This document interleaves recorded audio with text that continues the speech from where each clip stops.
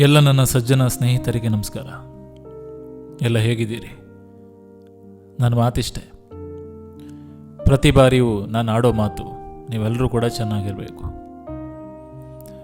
ಪ್ರತಿ ಬಾರಿಯೂ ಅನಿಸುತ್ತೆ ಮಾತುಗಳು ಬಹಳ ಚೆನ್ನಾಗಿರುತ್ತೆ ಅಂತ. ತುಂಬ ಜನ ಅವರವರ ಅನಿಸಿಕೆಯಲ್ಲಿ ಮಾತಾಡ್ತಾರೆ.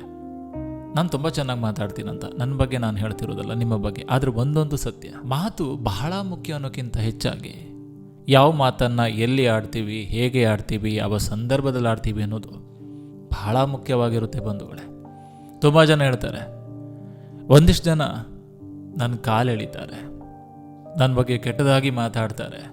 ನಾನು ಅವ್ರ ಬಗ್ಗೆ ಏನು ಹೊಂದಿರಲ್ಲ, ಆದರೂ ಕೂಡ ನನ್ನ ಬಗ್ಗೆ ತುಂಬ ಕೇವಲವಾಗಿ ಮಾತಾಡ್ತಾರೆ. ಅವ್ರ ಬಗ್ಗೆ ನೀವೇನು ಹೇಳ್ತೀರಂತ. ಎಲ್ಲೋ ಬಸವಣ್ಣನವರ ವಚನ ನೆನಪಿ ಬರ್ತಿದೆ.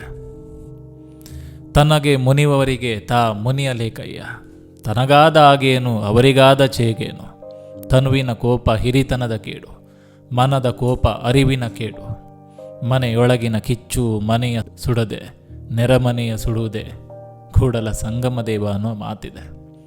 ನಾನು ಹೇಳೋದಿಷ್ಟೇ, ನಮ್ಮ ಬಗ್ಗೆ ಮಾತಾಡೋರ ಬಗ್ಗೆ ತಲೆ ಕೆಡಿಸ್ಕೊಳ್ಬೇಡಿ. ಮಾತಾಡೋರು ಯಾರು ನಮ್ಮನ್ನು ಕರೆದು ಊಟಕ್ಕೆ ಹಾಕಲ್ಲ. ಈ ಪ್ರಪಂಚ ಹೇಗಾಗಿದೆ ಗೊತ್ತಾ? ತಮ್ಮ ತಟ್ಟೆಯಲ್ಲಿ ಹೆಗ್ಣ ಬಿದ್ದಿದ್ರು ಕೂಡ ಇನ್ನೊಬ್ಬರ ತಟ್ಟೆಯನ್ನು ನೋಡ್ಕೊಂಡು ಹೇಳ್ತಾರೆ ನೊಣ ಬಿದ್ದಿದೆ ಅಂತ. ಇಲ್ಲಿ ಮನುಷ್ಯನ ಜೀವನ ಸಾರ್ಥಕ ಆಗೋದು ಯಾವತ್ತು ಗೊತ್ತಾ? ಯಾವತ್ತೇಳಿ? ನಿಮ್ಮ ಹತ್ರ ಹಣ ಇದ್ದರೆ ನಿಮ್ಮ ಜೀವನ ಸಾರ್ಥಕ ಅಲ್ಲ. ನೀವು ಕೋಟಿ ಕೋಟಿ ಸಂಪಾದಿಸಿದರೆ ನಿಮ್ಮ ಜೀವನ ಸಾರ್ಥಕ ಅಲ್ಲ. ನಿಮ್ಮ ಹೆತ್ತ ತಂದೆ ತಾಯಿಯ ಬಾಯಲ್ಲಿ ನಿನ್ನನ್ನು ಹೆತ್ತಿದ್ದಕ್ಕೆ ಅಪ್ಪ ಸಾರ್ಥಕ ಆಯಿತು ಅಂತ ಒಂದೇ ಒಂದು ಬಾರಿ ಹೇಳಿಸ್ಕೊಂಡ್ರೆ ಸಾಕು ರೀ, ನಮ್ಮ ಜೀವನ ಸಾರ್ಥಕ.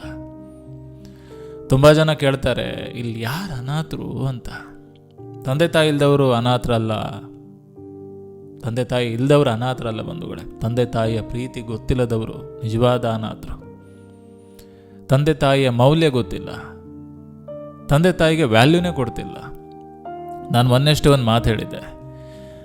ನಾವು ರಸ್ತೆ ಮಧ್ಯೆ ಹೋಗುವಾಗ ಮುಳ್ಳನ್ನು ನೋಡಿದರೆ ನನಗೇನಾಗಬಾರ್ದು ಅಂತ ಪಕ್ಕದಲ್ಲಿ ಹೋದರೆ ಅದನ್ನು ಬುದ್ಧಿವಂತಿಕೆ ಅಂತಾರೆ. ಅದೇ ತನಗೂ ಏನಾಗಬಾರ್ದು, ತನ್ನವರಿಗೂ ಏನಾಗಬಾರ್ದು ಅಂತ ಆ ಮುಳ್ಳನ್ನು ಸರಿಸಿ ಹೋದರೆ ಹೃದಯವಂತಿಕೆ ಅಂತಾರೆ. ಅಂಥ ಹೃದಯವಂತಿಕೆಯನ್ನು ನಾವು ಯಾವತ್ತೂ ಜೀವನದಲ್ಲಿ ಬೆಳೆಸ್ಕೊಳ್ಬೇಕು ಬಂಧುಗಳೇ. ನಮ್ಮಲ್ಲಿ ನಾವೇ ಹೀರೋ ಆಗಬೇಕು. ನಮ್ಮಲ್ಲಿ ನಾವೇ ಒಳ್ಳೆತನವನ್ನು ಕಂಡುಕೊಳ್ಬೇಕು. ನಮ್ಮಲ್ಲಿ ಎಲ್ಲಕ್ಕಿಂತ ಹೆಚ್ಚಾಗಿ ಮಾನವೀಯತೆ ಬೆಳೆಸ್ಕೊಳ್ಬೇಕು.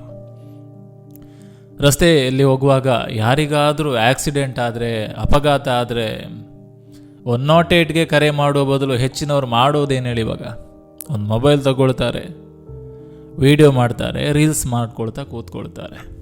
ಆ ವ್ಯಕ್ತಿ ಅಲ್ಲಿ ಒದ್ದಾಡ್ತಾ ಇದ್ರೂ ಕೂಡ ಆ ವ್ಯಕ್ತಿಯನ್ನು ಆಸ್ಪತ್ರೆಗೆ ಕರೆದುಕೊಂಡು ಹೋಗಲ್ಲ, ಇಲ್ಲ 108ಗೂ ಅಥವಾ ಆಂಬುಲೆನ್ಸ್ಗೆ ಕಾಲ್ ಮಾಡದಿರುವಷ್ಟು ನಾವು ಕಟುಕರಾಗಿದ್ದೀವಿ.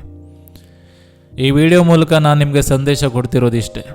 ಯಾರಾದರೂ ರಸ್ತೆಯಲ್ಲಿ ಆಕ್ಸಿಡೆಂಟ್ನಿಂದ ಏನಾದರೂ ತೊಂದರೆ ಆಗಿದೆ, ದಯವಿಟ್ಟು ನಾನು ಹೇಳೋದಿಷ್ಟೇ, ನಿಮ್ಮ ಮೊಬೈಲನ್ನು ಪಕ್ಕಕ್ಕಿಟ್ಟು ಅದೇ ಮೊಬೈಲಿಂದ ಆಂಬುಲೆನ್ಸ್ಗೆ ಕರೆ ಮಾಡೋದು ಅಥವಾ ನಿಮಗೆ ಆಸ್ಪತ್ರೆಗೆ ಸಾಗಿಸುವಂಥ ಕೆಲಸ ಮಾಡಿ.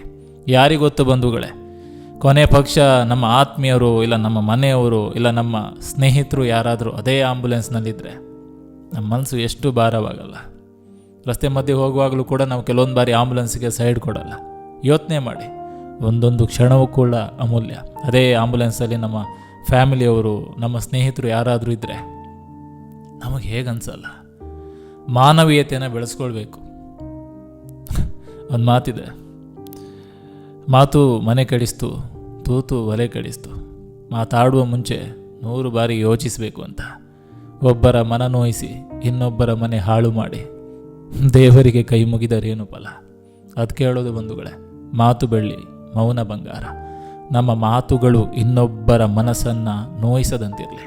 ಮನುಷ್ಯನಿಗೆ ಮುಖ್ಯವಾಗಿ 2 ಕ್ಷಣದಲ್ಲಿ ನೆಮ್ಮದಿ ಇದ್ದರೆ ಸಾಕಂತೆ. ರಾತ್ರಿ ಮಲಗುವಾಗ ತಲೆದಿಂಬಿಗೆ ತಲೆ ಕೊಡುವಾಗ ನಾನು ಯಾರ ನೆಮ್ಮದಿನೂ ಹಾಳು ಮಾಡಿಕೊಂಡು ಮಲಗ್ತಿಲ್ಲ ಅನ್ನೋ ನೆಮ್ಮದಿ ಇರಬೇಕಂತೆ.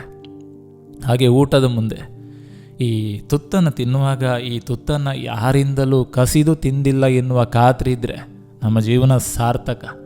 ಜೀವನದಲ್ಲಿ ಬೇಕಾಗಿರೋದು 2 ನೆಮ್ಮದಿ.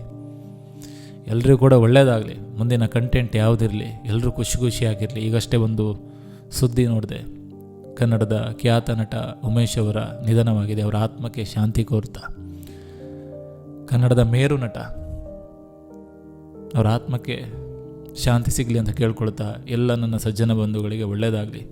ಮುಂದಿನ ವೀಡಿಯೋ ಯಾವ್ದು ಬೇಕು ಕಮೆಂಟ್ ಬಾಕ್ಸ್ನಲ್ಲಿ ತಿಳಿಸಿ ಅಂತ ಹೇಳ್ತಾ, ಭಗವಂತ ಎಲ್ಲರಿಗೂ ಕೂಡ ಒಳ್ಳೇದು ಮಾಡಲಿ. ನಿಮ್ಮ AK ಶೆಟ್ಟಿ ನಡೂರು ಕಡೆಯಿಂದ ಮುಂದಿನ ವೀಡಿಯೋದಲ್ಲಿ ಸಿಗ್ತೀನಿ ಅಂತ ಹೇಳ್ತಾ, ಎಲ್ರಿಗೂ ಒಳ್ಳೆಯದಾಗಲಿ. ಧನ್ಯವಾದಗಳು.